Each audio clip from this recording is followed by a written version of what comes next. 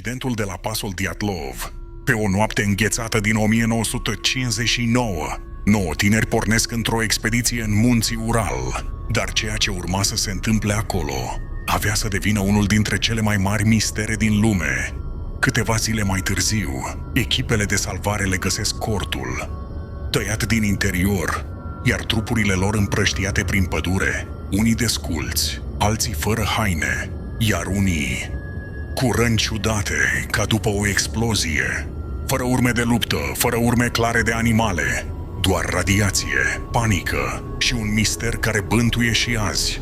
Ce s-a întâmplat cu adevărat la pasul Dyatlov? Un experiment secret, o forță necunoscută sau ceva ce omenirea nu trebuia să vadă niciodată?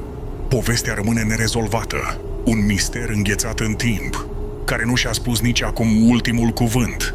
Dacă ți s-a părut ciudat, dă un like și urmează-mă pentru alte mistere ascunse din trecut.